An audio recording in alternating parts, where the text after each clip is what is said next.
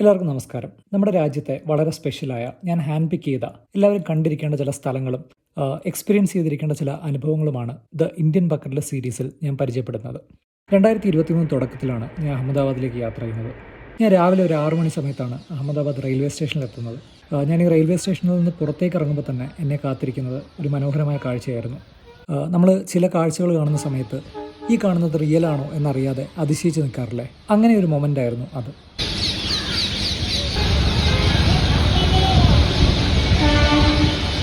ആയിരക്കണക്കിന് പക്ഷികൾ ഇങ്ങനെ കൂട്ടമായിട്ട് ആകാശത്ത് പറക്കുകയാണ്. അതും അങ്ങനെയുള്ള ഒരുപാട് കൂട്ടങ്ങളെ നമുക്കിങ്ങനെ പല സ്ഥലങ്ങളിലായിട്ട് കാണാം. ഒരുപക്ഷെ ക്യാമറയിൽ പകർത്തിയാൽ കിട്ടുന്നത് ആ കാഴ്ചയോടൊരു 10% പോലും നീതി പുലർത്തില്ല എന്നതാണ് സത്യം.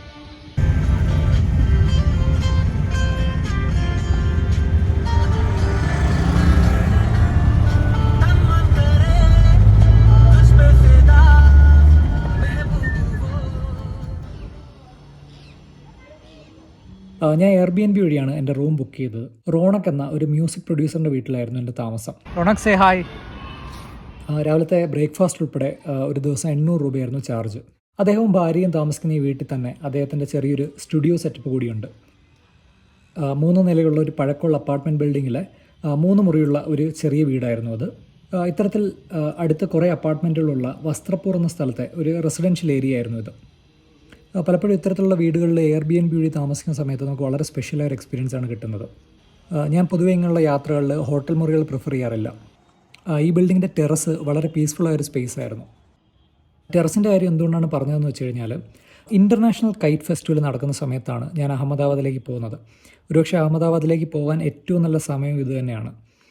ജനുവരിയുടെ 2ാമത്തെ ആഴ്ചയിലാണ് പൊതുവെ ഇത് നടക്കാറുള്ളത്. ഉത്തരായൻ അല്ലെങ്കിൽ മകരസംക്രാന്തി എന്ന ഹിന്ദു കലണ്ടർ പ്രകാരമുള്ള ദിവസമാണ് ഇത് തുടങ്ങാറുള്ളത്. ഇത് വിശ്വസിക്കപ്പെടുന്നത് വിൻ്റർ അവസാനിക്കുകയും അതുപോലെ തന്നെ സമ്മർ തുടങ്ങുകയും ചെയ്യുന്ന ഒരു ദിവസമായിട്ടാണ്. അപ്പോൾ ഈ സമയങ്ങളിൽ നമ്മൾ അഹമ്മദാബാദിൻ്റെ ടെറസുകളിലേക്ക് പോയി കഴിഞ്ഞാൽ നമുക്ക് ആയിരക്കണക്കിന് പട്ടങ്ങൾ ഇങ്ങനെ ആകാശത്ത് കാണാൻ കഴിയും. ഗുജറാത്ത് ഗവൺമെൻറ് ഒരു വലിയ ടൂറിസം പോസിബിലിറ്റി ആയിട്ട് തന്നെ ഈ ഒരു കൈറ്റ് ഫെസ്റ്റിവലിനെ ഇൻ്റർനാഷണലി പ്രൊമോട്ട് ചെയ്യുന്നുണ്ട്. ഈ ഫെസ്റ്റിവലിനോടനുബന്ധിച്ച് കൈറ്റ് മേക്കേഴ്സും കൈറ്റ് ഫ്ലയേഴ്സുമായിട്ട് ഒരുപാട് ആളുകൾ ഏതാണ്ട് 30-ലേറെ രാജ്യങ്ങളിൽ നിന്ന് പങ്കെടുക്കാറുണ്ട്. മാത്രമല്ല വളരെ ക്രിയേറ്റീവായ വ്യത്യസ്തമായ കൈറ്റുകൾ കാണാൻ പറ്റുന്നൊരു സമയം കൂടിയാണിത്. അഹമ്മദാബാദിലെ 10 മെയിൻ അട്രാക്ഷൻസ് എടുത്തു കഴിഞ്ഞാൽ അതിൽ ആദ്യം തന്നെ വരുന്നത് സബർമതി ആശ്രമമാണ്. സബർമതി നദിയുടെ തീരത്തുള്ള ഈ ആശ്രമത്തിൽ ഗാന്ധിജി ഏതാണ്ട് 12 വർഷക്കാലം ജീവിച്ചിരുന്നു.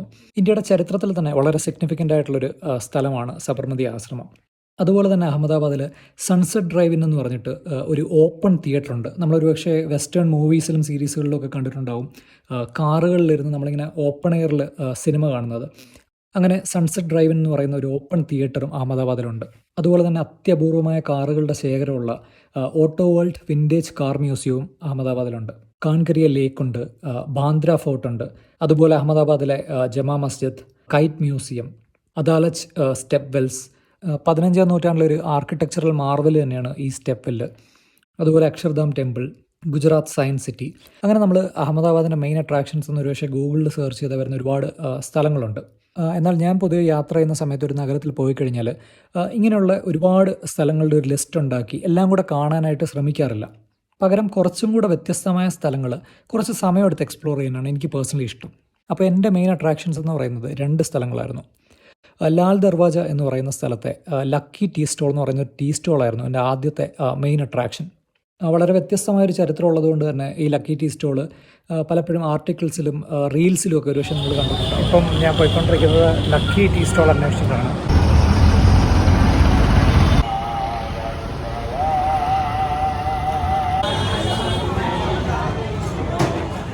ഈ ചായക്കടയുടെ പ്രധാന പ്രത്യേകത എന്ന് പറയുന്നത് ഈ ചായക്കടയ്ക്കുള്ളിൽ 26 ശവകുടീരങ്ങളുണ്ട് എന്നുള്ളതാണ്.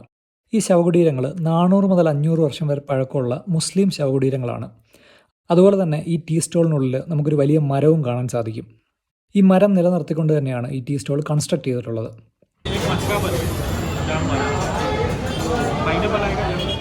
ഇവിടുത്തെ ചായ എന്ന് പറയുമ്പോൾ ഇറാനി ചായയുടെയൊക്കെ സ്വാദുള്ളൊരു ചായയാണ്.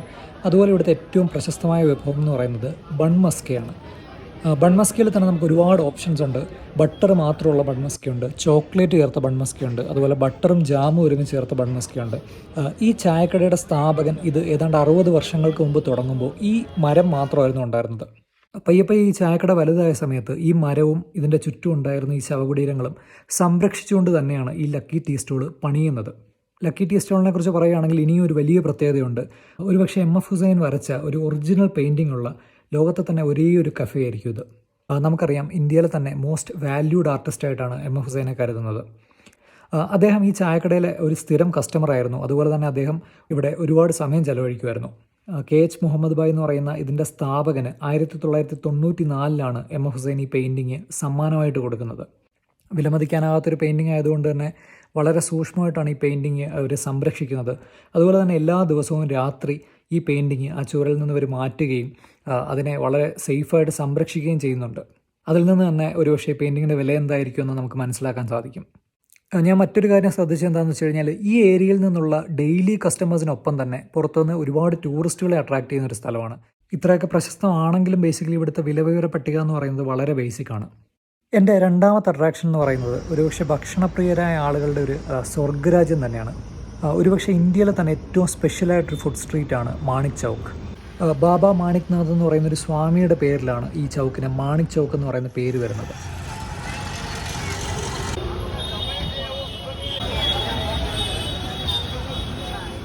ഈ ചൗക്കുമായിട്ട് ബന്ധപ്പെട്ട് 2 കഥകളാണ് പറയപ്പെടുന്നത്. അഹമ്മദ് ഷാ എന്ന് പറയുന്ന ചക്രവർത്തി നമുക്ക് വേണമെങ്കിൽ അഹമ്മദാബാദിൻ്റെ ഫൗണ്ടർ എന്ന് വിളിക്കാൻ കഴിയും.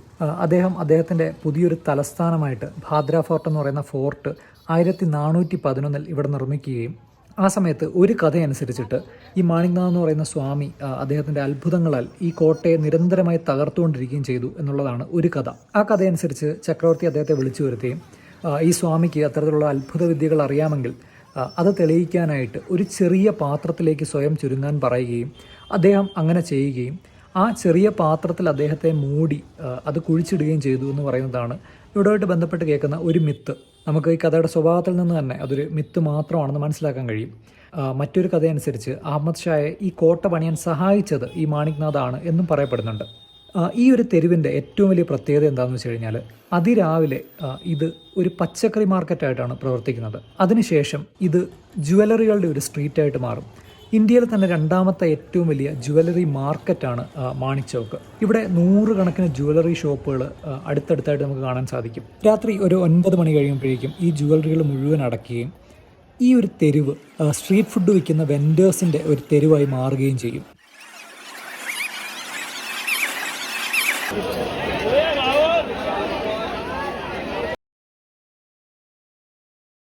ശേഷം അർദ്ധരാത്രി 2 മണി 3 മണി സമയം വരെ ആഹാരം കഴിക്കാനായിട്ട് 100 കണക്കിന് ആളുകൾ ഒഴുകി വരുന്നൊരു തെരുവായിട്ട് ഇത് മാറും. ഒരുപക്ഷെ പകൽ സമയമുള്ളതിൻ്റെ ഒരു 10 ഇരട്ടി തിരക്കാണ് ഇവിടെ രാത്രി നമുക്ക് കാണാൻ സാധിക്കുന്നത്. ഇവിടെ തന്നെ പ്രശസ്തമായ ഒരുപാട് വിഭവങ്ങളുണ്ട്. സ്വീറ്റ്സിൽ തന്നെ ജാമുൻ ഷോട്ട്സ് ഇവിടുത്തെ വളരെ പ്രശസ്തമായൊരു ഡിഷാണ്. അതുപോലെ തന്നെ മധുരം ഇഷ്ടപ്പെടുന്ന ആളുകൾക്ക് ഇവിടുത്തെ ചോക്ലേറ്റ് പിസ്സ, ഇവിടുത്തെ ചോക്ലേറ്റ് സാൻഡ്വിച്ചൊക്കെ മസ്റ്റായിട്ട് ട്രൈ ചെയ്യേണ്ട ഒരു വിഭവമാണ്. പലതരത്തിലുള്ള ദോശകൾ, പലതരത്തിലുള്ള പാവ് ഭാജി, അതുപോലെ തന്നെ പലതരത്തിലുള്ള ചൈനീസ് ഫുഡുകൾ ഇവിടെ ലഭിക്കും. അങ്ങനെ 100 കണക്കിന് ഭക്ഷണോപകരണങ്ങളാണ് നമുക്കിവിടെ കാണാൻ കഴിയുന്നത്. ഒരു ദിവസം കൊണ്ട് ഒരിക്കലും എക്സ്പ്ലോർ ചെയ്ത് തീരാൻ പറ്റാത്തൊരു സ്ഥലമായതുകൊണ്ട് തന്നെ ഞാനിവിടെ 7 ദിവസങ്ങൾ കൃത്യമായൊരു പ്ലാൻ ഉണ്ടാക്കി വരികയും അത് കവർ ചെയ്യുന്ന രീതിയിൽ ഭക്ഷണങ്ങൾ കഴിച്ചു പോവുകയും ചെയ്തിരുന്നു. ഇവിടെ പാവ് ഭാജിയിൽ ഏറ്റവും പ്രശസ്തം മഹാലക്ഷ്മി പാവ് ഭാജി സെൻ്ററാണ്.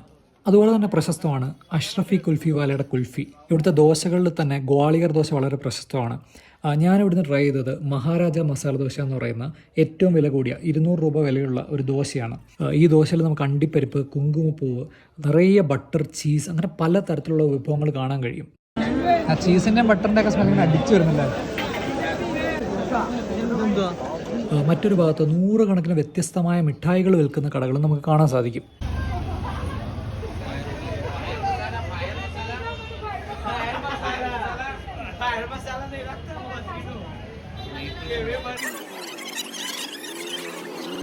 അതുപോലെ തന്നെ പുതിയതായിട്ട് സഞ്ചാരികളെ ഭയങ്കരമായിട്ട് ആകർഷിക്കുന്ന ഒരു സാധനമാണ് ഫയർ പാൻ അല്ലെങ്കിൽ നൈട്രജൻ ബിസ്ക്കറ്റ്.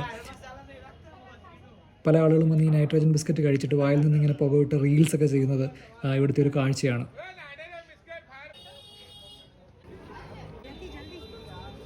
ഇതൊരു ഫുഡ് സ്ട്രീറ്റായി മാറിക്കഴിഞ്ഞാൽ റോഡ് മുഴുവൻ കസേരയിട്ട് ഏതാണ്ട് ഒരു 2 മണി സമയമാകുമ്പോൾ പോലും നമുക്ക് നടക്കാൻ തന്നെ ഭയങ്കര ബുദ്ധിമുട്ടാവുന്ന രീതിയിൽ ക്രൗഡുള്ളൊരു സ്ഥലമായിട്ടാണ് ഇത് മാറുന്നത്.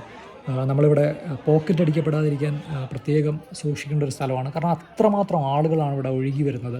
നമ്മളിതിൻ്റെ ഉള്ളിലേക്ക് വന്ന് കയറി കഴിഞ്ഞാൽ നടക്കാൻ തന്നെ ഭയങ്കര ബുദ്ധിമുട്ടാണ്, അത്ര ആളുകളാണ്. അതുപോലെ തന്നെ പല സ്ഥലങ്ങളിലും കസേര കിട്ടാനും ബുദ്ധിമുട്ടാണ്.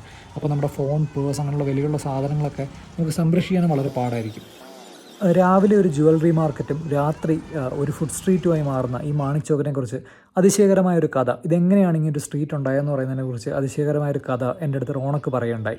ഒരുപാട് വർഷങ്ങൾക്ക് മുമ്പ് അഹമ്മദാബാദിലെ ഒരു വലിയ വിഭാഗം ആളുകളുടെ ജോലി എന്ന് പറയുന്നത് തുണിമില്ലുകളുമായിട്ട് ബന്ധപ്പെട്ടുള്ളതായിരുന്നു.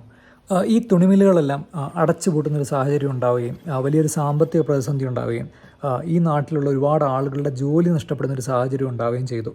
ആ സമയത്ത് സ്വർണ്ണ വ്യാപാരികളുടെ മാത്രം കേന്ദ്രമായിരുന്ന ഈ തെരുവിൽ നിരന്തരമായി മോഷണങ്ങൾ ഉണ്ടാകാൻ തുടങ്ങി. ഈ മോഷണങ്ങൾ നിർത്താനായിട്ട് പല വഴികൾ നോക്കി. ഒടുവിൽ ഈ വ്യാപാരികൾ തന്നെ എത്തിച്ചേർന്നൊരു തീരുമാനമാണ്, ഈ തെരുവ് ഭക്ഷണം വിൽക്കുന്ന ആളുകൾക്കായിട്ട് നമുക്ക് തുറന്നു കൊടുക്കാം.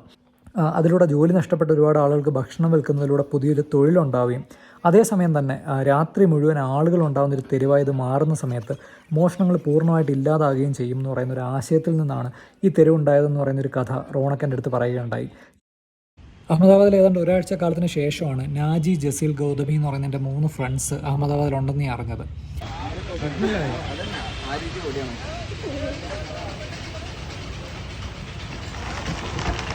അബി എന്ന് പറയുന്ന ഞങ്ങളുടെ ഒരു സുഹൃത്തിൻ്റെ വീട്ടിലായിരുന്നു അവരുണ്ടായിരുന്നത്.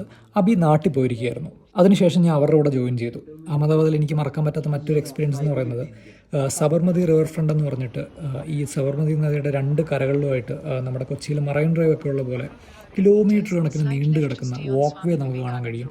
അതിൻ്റെ വശങ്ങളിലായിട്ട് നമുക്ക് ചെറിയ ഫുഡ് ജോയിൻസ് ഒരുപാട് കാണാൻ സാധിക്കും. ഇതെല്ലാം രാത്രി ഓപ്പൺ ആയിരിക്കും. അപ്പോൾ രാത്രി സമയങ്ങളിൽ ഒരു ഡ്രൈവ് പോകാനും എന്തെങ്കിലും കഴിക്കാനും ഒക്കെ വളരെ ബ്യൂട്ടിഫുള്ളാണ് ഈ ഒരു റിവർ ഫ്രണ്ട് എന്ന് പറയുന്നത്. അങ്ങനെ അഹമ്മദാബാദിൽ ഞാൻ ചിലവഴിച്ച 2 ആഴ്ചകൾക്കിടയിൽ വളരെ സ്പെഷ്യലായ ഒരു സ്ഥലം കൂടെ വിസിറ്റ് ചെയ്യാൻ ഞാൻ തീരുമാനിച്ചു. നാജിയും ജസീലും പറഞ്ഞാണ് ഞാൻ ഈ സ്ഥലത്തെക്കുറിച്ച് അറിയുന്നത്. ഇത് അഹമ്മദാബാദിൽ നിന്ന് ഏതാണ്ട് 30 കിലോമീറ്ററുകൾ ദൂരെയുള്ളൊരു ഗ്രാമമാണ്. ഈ ഗ്രാമം ശരിക്കും ഒരു അത്ഭുതം തന്നെയായിരുന്നു.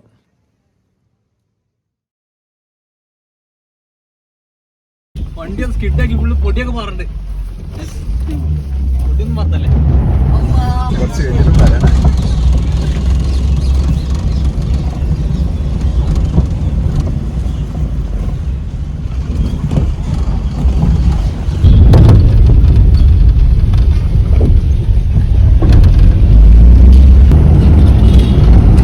ഇവിടെ 2 ദിവസം ഒന്ന് കറങ്ങിയിട്ടൊക്കെ പോകാനാജി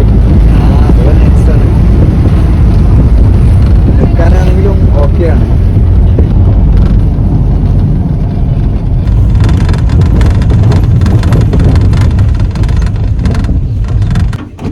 നാജി ഇവിടെ അടുത്തുള്ള ചായക്കട ട്രെയിൻ കയറി പോകണമെന്ന് തോന്നുന്നു കേട്ടോ. ചായക്കട ഇടാൻ ഒരു സ്കോപ്പ് ഉണ്ട്.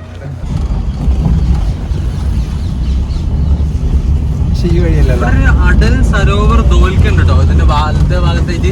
അഡൽട്ട് സരോവറോ? അതെന്താ അഡൽട്ടുകൾക്ക് മാത്രമുള്ളതാ? എന്താന്ന് ചോദിച്ചാൽ ഇത് കുളമാണെന്ന് എനിക്ക് തോന്നുന്നു. കണ്ടിട്ട് കുളം പോലെയൊക്കെ തോന്നുന്നുണ്ട്. എന്തൊരു വെള്ളമൊക്കെ ഉള്ള സ്ഥലമാണ്.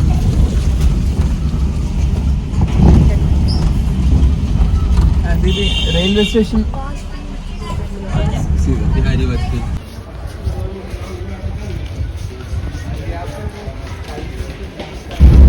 ഇതിന്റെ പാളത്തിന്റെ അപ്പുറത്തേക്ക് എത്തണം നമ്മള്. അപ്പുറത്താണല്ലേ പറയണ്ടേ? പാളം ചാടിക്കിടക്കുന്നതിന്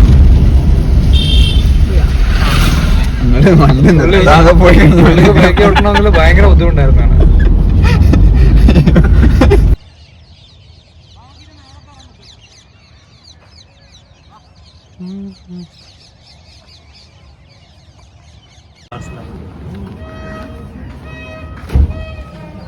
अब बादशाह फैन है क्या?